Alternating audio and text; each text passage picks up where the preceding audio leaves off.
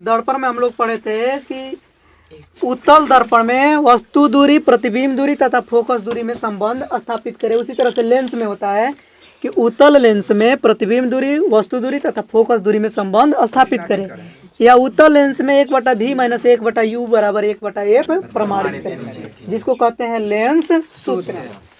तो सिद्ध करने से पहले नंबर यहाँ पे क्या करेंगे, आकृति बनाएंगे। उत्तल लेंस बना लेंगे एक,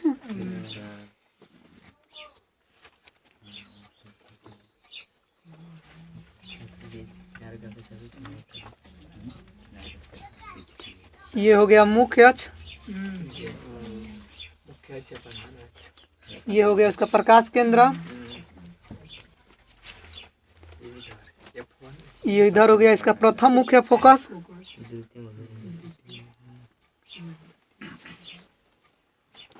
प्रथम मुख्य फोकस हो गया, ये हो गया प्रथम मुख्य फोकस का दुगुना दूरी।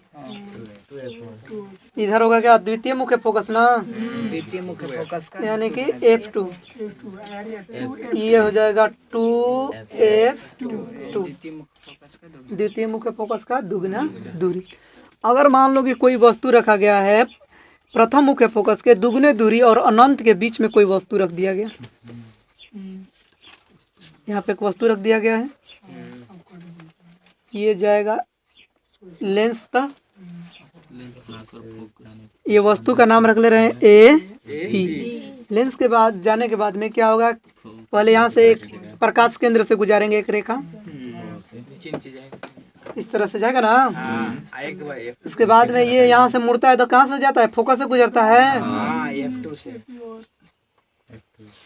जाने के बाद में यहाँ पर एक जगह पर कहीं ना कहीं ये कट जाएगा, जहाँ पे कटेगा वहीं पे उसका प्रतिबिंब बनेगा। सीधा खींच लेना, F2 और F2 के दोगुने बीच की दूरी।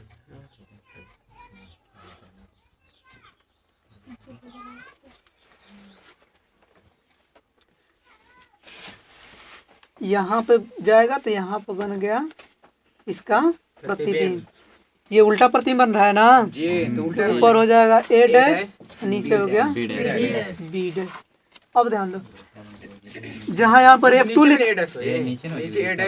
नीचे हो जाएगा A डैश, ऊपर हो गया B डैश। यहाँ पे हम लोग F2 जहाँ माने हैं, यहाँ पर क्या कर सकते हैं कि F और यहाँ पर 2F रख सकते हैं, जो कि आकृति में यहाँ पर F2 लिखे हैं, यहाँ पर F और यहाँ पर 2F लिख सकते हैं, उससे कोई दिक्कत नहीं है। यहाँ पे A डैश लिखे हैं, ध्यान रखना। अब जो जो इसमें आकृति बना है उसको मान लेंगे। माना उत्तल लेंस, माना उत्तल लेंस के मुख्य अक्ष के लंबवत, मुख्य अक्ष के लंबवत वस्तु ए बी रखी गई है। ज़्यादा लिखना जरूरी नहीं है, मेन पॉइंट इसमें लिख दे रहा है कि एगो मान ले रहे हैं कि यही वाला उत्तल लेंस हो गया, जिसका मुख्य अक्ष ये है, इसके लंबवत एगो वस्तु रखी गई, लंबवत वस्तु ए बी रखी गई है, जिसका लेंस द्वारा बना प्रतिबिंब, लेंस द्वारा बना काल्पनिक तथा बल्कि वास्तविक तथा उल्टा, बना वास्तविक तथा उल्टा प्रतिबिंब A डैश B डैश है। देखिए ध्यान से, ज़्यादा कुछ लिखना जरूरी नहीं है क्योंकि सब आकृति में दर्शा दिए हैं। मान लिए हैं कि उत्तल लेंस के मुख्य अक्ष के लंबवत वस्तु ए रखी गई है, ए बी रखी गई है, जिसका लेंस द्वारा बना एक वास्तविक तथा उल्टा प्रतिबिंब A डैश B डैश। अब देखेंगे प्रमाण में, यहाँ पर देंगे, ये तो प्रमाणे है। देखेंगे कि एक जैसा यानी कि समरूप आकृति कहाँ पर इसमें दिखाई दे रही है। समरूप यानी कि जिसका रूप एक जैसा हो, तो ध्यान से देखेंगे A B O और O A dash B dash, कुछ कुछ एकदम एक जैसा दिखाई दे रहा है। भले छोटा बड़ा है लेकिन बड़ा छोटा सा मतलब नहीं होता, उसका रूप एक ही जैसा होना चाहिए। त्रिभुज A B O dash, A B O या ओ बी ए, त्रिभुज ओ बी ए तथा त्रिभुज ओ बी डैश ए डैश तथा त्रिभुज ओ बी डैश ए डैश समरूप है। समरूप का मतलब बताए थे कि जिसका रूप एकदम एक जैसा हो, आकृति बड़ा छोटा से मतलब नहीं है। तो अब क्या हो जाएगा, जब आकृति समरूप होती है तो भुजाएं समानुपाती हो जाती है। तो ए बी ये हो गया ए बी, अब बट्टा में ये वाला सी डैश ए डैश या ए डैश बी डैश, इसके बट्टा में ये वाला बराबर। अब नीचे वाला चलेंगे, ये वाला ओ बी बटा में O B dash, O B के बटा में हो गया ओ बी। अब यहाँ पर देखेंगे, इसको मान लेते हैं समीकरण 1। समीकरण 1 मानने के बाद में फिर चलेंगे कि इसके जैसा और कहीं समरूप आकृतियां दिखाई दे रहा है। इसके जैसा और कहीं समरूप आकृतियां तो देखेंगे ध्यान से। यहाँ पे एकदम सीधा अगर बना लेंगे, आकृति थोड़ा टेढ़ा हो गया है, इसका कुछ नाम रख लेते हैं, यहाँ पर रख लेते हैं, बल्कि सी रख लेते हैं। तो अब ये हो जाए सी ओ, देखेंगे ध्यान से तो ओ सी F2, यहाँ पे F2 माने हैं या F लिख सकते थे, और यहाँ पर F2 B dash A dash. ये देखेंगे तो ये क्या है, तो ये आकृति समरूप है। ये वाला और ये दोनों आपस में क्या है, समरूप है। यहाँ पे F2 के अलावा कुछ और नाम रख ले रहे हैं, बल्कि D रख ले रहे हैं ताकि अच्छा लगे। ये हो गया ओ सी डी। अब त्रिभुज ओ सी डी तथा त्रिभुज ये वाला में ये हो गया डी बी डैश ए डैश में तथा त्रिभुज डी बी डैश ए डैश में। अगर डैश न लिखना होगा तो इसको कुछ और भी मान सकते हो, अपने मन से कुछ पी क्यू या कुछ भी मान सकते हो, मतलब डैश अगर लिखने में थोड़ा कठिन लगे तो सी ओ डी तथा डी बी डैश ए डैश। अब देखेंगे कि कौन इसकी भुजाएं समानुपाती है। तो इसका ये वाला लंबवत भुजा ओ सी, इसकी लंबवत भुजा ये वाला ना, ये हो गया ए डैश बी डैश बराबर।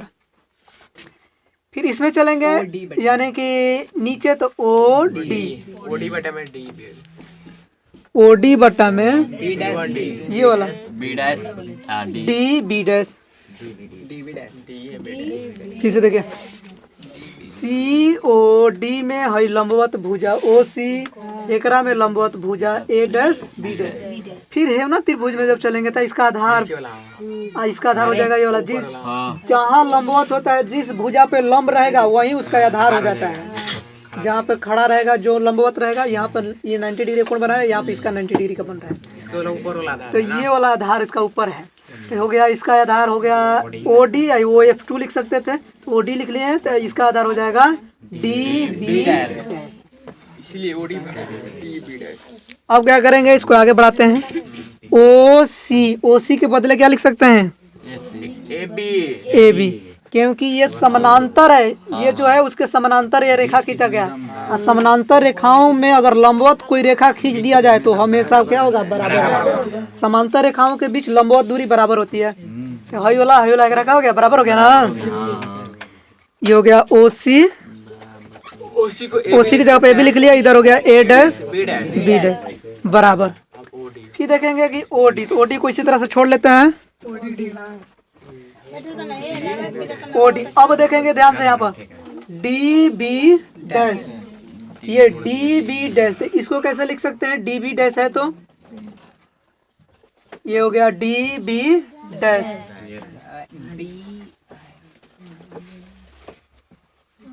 ये हो जाएगा O B dash minus O D. फिर से देखिए ध्यान से, हमको डी बी लिखना है, डी बी डैश लिखना है। इसके बदले में क्या करेंगे, भाई पूरा में से भाई ओडी को घटा, पूरा में से ओडी को घटा देंगे। अब क्यों ऐसे घटा रहे हैं यहाँ पर देखोगे तब समझ में आएगा। क्योंकि देखो ध्यान से, ये ए बी क्या है, वस्तु कुछ है ना, या पहले लिख ले रहे हैं ओ बी। ओ बी क्या है, वस्तु दूरी। ये उत्तल है ना, उत्तल लेंस में तो वस्तु दूरी हमेशा माइनस में रहेगा।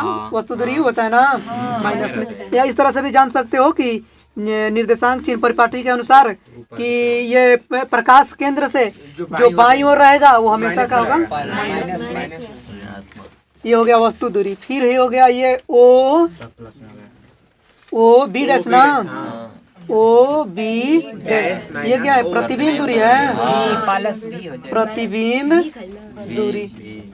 अब यहाँ से ओ बी डैश, ओ से यहाँ पर वस्तु रखा गया था तो ओ बी डैश, ये है प्रतिबिंब दूरी। तो प्रतिबिंब दूरी कहाँ होता है, प्लस में भी।